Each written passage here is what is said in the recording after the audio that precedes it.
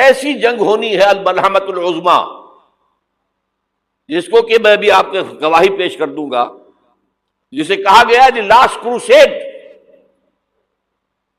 Bush نے بھی crusade کا لفظ بول دیا تھا، پھر واپس لیا اس نے۔ نکل جاتی ہے جس کے منہ سے سچی بات مستی میں، فقیہ مصلحت بین سے وہ رندے بادہ خار اچھا، کروسیڈ کہہ کر پھر واپس لیا۔ یہ کروسیڈ، اس کے اوپر جس قدر نقصان ہونا ہے عربوں کا، گریٹر اسرائیل بنے گا، یہ عراق، شام، اردن، سعودی عرب کا کچھ شمالی علاقہ، ترکی کا جنوبی علاقہ، مصر کا صحرائے سینا، اور اس کے ساتھ ہی جو بہترین اس کا زرخیز ترین علاقہ ڈیلٹا آف نائل، یہ سب یہودیوں کے قبضے میں جائیں گے۔ اس کو حدیث میں کہا گیا الملحمۃ العظمی۔ عیسائی 80 علم لے کر اے مسلمانوں تم پر حملہ آور ہوں گے، اور ہر علم کے نیچے 12,000 فوج ہوگی، 9.5 لاکھ فوج۔ یہ نیٹو کی تیاری کس کے لیے ہو رہی ہے؟ جب یو ایس ایس آر کا خاتمہ ہوا تو پوچھا گیا تھا نیٹو چیف سے، اب کس لیے؟ تمہارا وہ دشمن تو ختم ہو گیا، اب ہمیں اسلامک فنڈامنٹلزم سے نمٹنا ہے۔ وہ جانتے ہیں خطرہ یہی ہے، اب اسلام ابھر سکتا ہے، مسلمانوں کے سینوں کے اندر وہ آگ ہے، اوپر خاک اس طرح آ گیا ہے، تم کہیں اٹھانا بیٹھنا، یہ اندر تو انگارہ ہے، اوپر سے راکھ ہے، اس سے دھوکہ نہ کھا جانا ان کے دلوں کے اندر۔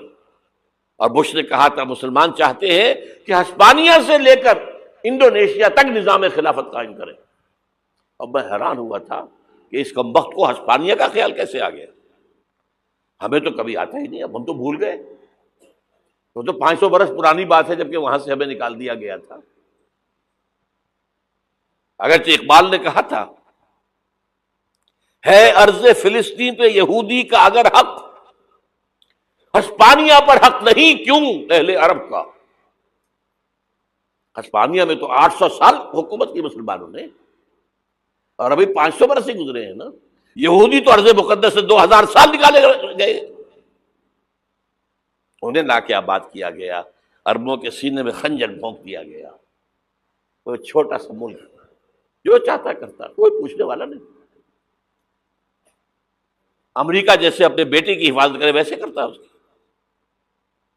اور حضور نے فرمایا ہے وہ جنگ جب ہوگی تو ایک باپ کے اگر 100 بیٹے ہوں گے تو 99 ختم ہو جائیں گے، ایک بچے گا۔ یہ حدیث ہے، حدیث صحیح۔ اور آپ نے فرمایا ویل للعرب من شر قد اقترب، عربوں کے لیے ہلاکت ہے، عربوں کے لیے بربادی ہے اس شر سے جو قریب آ چکی ہے۔ اور آج جس طرح انہوں نے ان کی تہذیب کو اختیار کر لیا ہے، دبئی جا کر دیکھیے، بدترین مغربی معاشرہ جو ہے وہ دبئی کے اندر ہم نے قائم کر کے دکھا دیا۔ اب سعودی عرب اس راستے پر بڑھ رہا ہے۔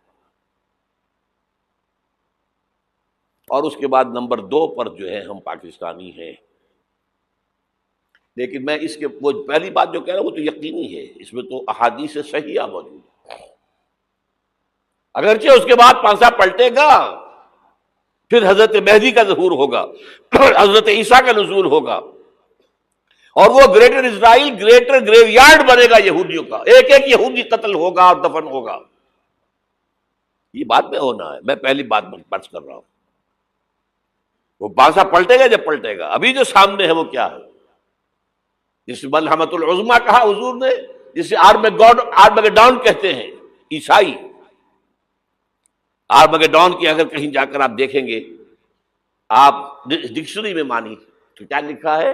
A very big war which will be fought between the forces of evil and good before the end of this world۔ اس دنیا کے خاتمے سے پہلے خیر اور شر کی قوتوں کے درمیان بہت بڑی جنگ ہوگی۔ ارمجدون اسے کہتے ہیں عربی میں، اور آرمگیڈون اسے کہتے ہیں انگریزی کے اندر، اور یہ بائبل کی آخری کتاب کے اندر ہے، جو اس میں کہ مکاشفات یوحنا، ریولیشنز آف سینٹ جان۔ یہ تو میں کہہ رہا ہوں یقین کے ساتھ، اور زیادہ دور نہیں ہے۔ آیا چاہتا ہوں، اس لیے کہ یہودیوں کا اور عیسائی جو کنزرویٹوز ہیں، نیو کنزرویٹوز، ان کا 5 نکاتی ایجنڈا ہے متفق علیہ، جس کے تحت کہ یہ جنگ صلیبی شروع کی گئی ہے. وہ سن لیجئے آپ. آرمگیڈون نمبر 1، گریٹر اسرائیل قائم ہو جانا اس کے نتیجے میں نمبر 2، مسجد اقصی اور قبۃ الصخرہ کو گرانا نمبر 3، وہاں تھرڈ ٹیمپل، وہ مسجد جو حضرت سلیمان نے بنائی تھی 1000 قبل مسیح میں، پھر برباد کی تھی نبوکدنضر نے، دوبارہ بنائی گئی، پھر دوبارہ ختم ہوئی 70 عیسوی تک گری پڑی ہے. ان کا خانہ کعبہ گرا ہوا ہے 70 عیسوی سے لے کر آج تک. ایک دیوار ہے ویلنگ وال، جہاں جاتے ہیں، روتے ہیں، پیٹتے ہیں، ماتم کرتے ہیں، وہاں وہ بنے گا تھرڈ ٹیمپل. اور نمبر 4، اس میں لا کر رکھا جائے گا تخت حضرت داؤد کا. یہ تخت کہاں ہے اس وقت؟ یہ لندن شریف کے اندر جو ان کی پارلیمنٹ کا جو چرچ ہے، ویسٹ منسٹر ایبے، اس میں رکھا ہوا ہے. ایک پتھر تھا جس پر بٹھا کر حضرت داؤد کی تاج پوشی ہوئی، پھر حضرت سلیمان کی ہوئی، پھر وہ پتھر رکھ دیا گیا جب حضرت سلیمان نے بنایا ہیکل مسجد اقصی، وہاں رہا وہ. ہر بادشاہ جو تھا یہودی اسی کے اوپر بٹھا کر اس کی تاج پوشی ہوتی تھی.